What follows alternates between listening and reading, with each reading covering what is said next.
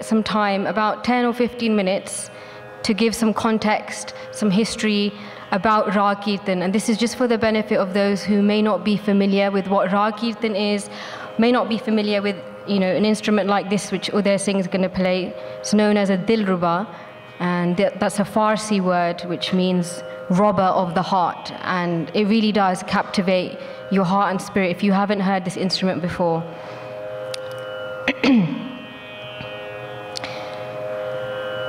So largely, the kirtan that we're used to hearing in today's day and age is very different to what we would have heard in the time of our gurus. And even in the last 100 years, the Raag Kirtan tradition has changed dramatically. Some would say that the British occupation of Punjab and then the subsequent partition of India in 1947 has a really big role to play in that. Up until that point, Raag Kirtan was the norm. These kind of instruments, Dilruba, Taus, Sarangi, stringed instruments known as Tanti Saj, Mridang, Rabab, Pakhavaj, Jori, these instruments we would have seen on a day-to-day basis, and not just in isolated Raag Darbars like these, which are amazing because there's a revival of this type of kirtan. But like I said, it was what everybody was used to seeing, what everybody was used to hearing. So the partition of Punjab not only created a geographical divide, but fractures in music, arts, and literature, and that had a really, really big impact on Raag Kirtan. So what is Raag Kirtan? Also known as Gurmat Sangeet. This is the style of kirtan sung in a specific musical melody, as assigned by the Gurus in the Guru Granth Sahib. The unique feature of the Guru Granth Sahib is its intertwining of revelation with Raag. That's what sets it apart from any other sacred scripture in the world. So revelation with Raag, Raag being musical melody. So by this mere fact, it tells you how central music is in Sikhi, and specifically Raag. So clearly our Gurus understood the power of music and the connection with the mind. And it was for this reason that they chose to convey their message, their poetry of the divine, through music. Log jane eho geet hai, eh to brahm bichar, which translates to, people consider this as just song, but this is in fact a means to meditation on the divine. Eh to brahm bichar. The compositions in Sri Guru Granth Sahib are classified according to a system of Hindustani classical music. So there are 31 rags, as we know, and there are 30 rags which were used by the first 5 Gurus, and then Raag Javanti, which Guru Gobind Singh Ji added later to the Adi Granth. And this Raag, Guru Tegh Bahadur Ji is the only Guru to have composed Bani in Raag Javanti, which we will be presenting to you today. Raag Kirtan is a very rich and illustrious part of our musical heritage, and is important as it's intimately attached to the message that the Guru is trying to convey. Rags are intended to create a certain mood and evoke a particular emotion, and that is the purpose of music, essentially. So whether that emotion is bliss, ecstasy, loneliness, longing, yearning, music is the language of the heart. So where words fail, we're not able to express or articulate, that is where music comes in. And the musical melodies selected by the Gurus are designed to strike the heart and really emphasize their message. So you have rags for certain times of the day, certain times of the night, various seasons, seasonal rags, because as we all know, seasons can affect our mood as well. For example, Raag Malhar is sung during the monsoon season, and this particular Raag, any Bani composed in Raag Malhar, will have references to the rain, it will have references to the bird of the monsoon season, which is known as the Chatrik or the Babiha. And then you have Raag Basant, which is a springtime Raag, you could say. And this Raag encourages the mind of the seeker, so us essentially. It encourages us to brush away the clutter of our mind, Just as you would do when you're spring cleaning, you declutter your home and you get rid of things that no longer serve you any purpose. Through Raag Basant, Guruji's asking us to do the same with our mind. Declutter what doesn't serve you, get rid of it, make space for the new. So, Raag Basant creates a fresh start, and there's feelings of hope. When you listen to Raag Basant, you get that feeling of hope and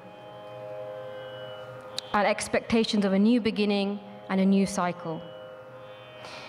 So by now, we should get a little picture of the importance our gurus gave to Raag music, and we should all endeavor to try and understand Raag. That is, the entire Guru Granth Sahib is composed in Raag. If we don't, understand, we should learn it as well, because it will aid us in our spiritual quest on this earth. And when we do that chord, with Raga music specifically, there's so much peace and wisdom and spiritual comfort that's to be derived from it. And when we are drowning in the sea of life, as we all do from time to time, Raag Kirtan is the thing that can help keep you afloat. And thus, from our own personal experience, we found that it's our anchor and our support. We hope that this program tonight gives you a glimpse of the sounds of the Guru's Darbaar, and we look forward to more of these programs in the near future. So the first Shabad we're going to perform is Ram Simar, Ye Hai Tere Kaaj Hai, in Raag Jai Javanti. So as mentioned, only Guru Tegh Bahadur Ji composed Bani in this particular Raag. Just want to touch on the meanings of these Shabads. So I think if you understand the meaning of the Shabads, it'll help you feel what the Gurus want you to feel with it. So Guru Tegh Bahadur Ji's Bani tends to have recurrent themes of time slipping away. Beet Jai.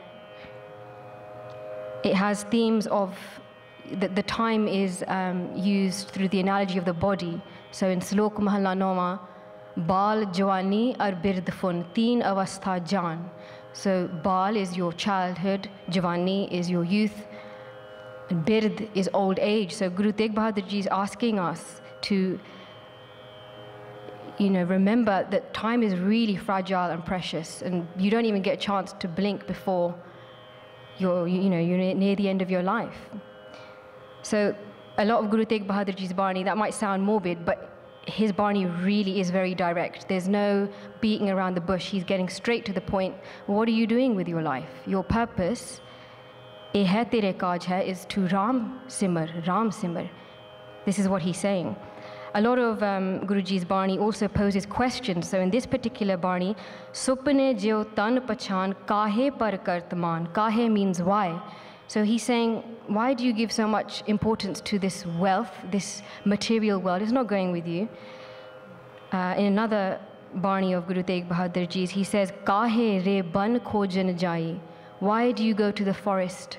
Forest is the analogy of looking outside of ourselves. Why do you go to the forest? To search for the beloved, the divine. What you seek is within you. Tohi sang samai. And again, a lot of Guru Tegh Bahadur Ji's Bani talks about the world being a dream. Supne Jyotan Pachan. Everything is an illusion.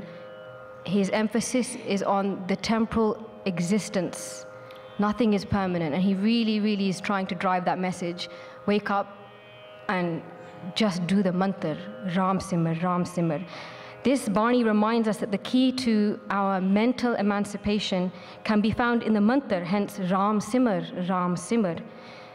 And the Bani and the mantra is not just to be recited and memorized. We should really try to apply it in our day-to-day life when we're eating, we're breathing, we're sleeping, doing our day-to-day activities. Because in doing this, we will recognize that divine entity from which we all come, it's within us. And people often view the Guru Granth Sahib as a set of rules, but when you really take time to understand, it's not a rule book by any means. The only instruction, in fact, that is given in the Guru Granth Sahib is jap, to meditate. And then the rest of the Guru Granth Sahib shows you ways in which you can do that. So Ram Simar, eh hai tere kaaj hai, eh hai tere kaaj, this is your only purpose. Nothing else is going to be of use to you in this life except Ram Simar. This human existence is our only opportunity to have that milap with Prabhu, to have that connection with the divine. Pai Parapat Manuk Dehuriya, Gobind Milan ki ehe teri bariya. So this is our chance to experience utopia. We often think paradise is something we'll get later or afterwards. That's not the case. This human body is given to us to experience. We can find utopia here and now if we make use of our bodies and our time. So we will begin the Kirtan. Uday will do a Shan on the Dilruba, and then we will do a Mangala Charan, which is an invocation to seek the blessings of the beloved.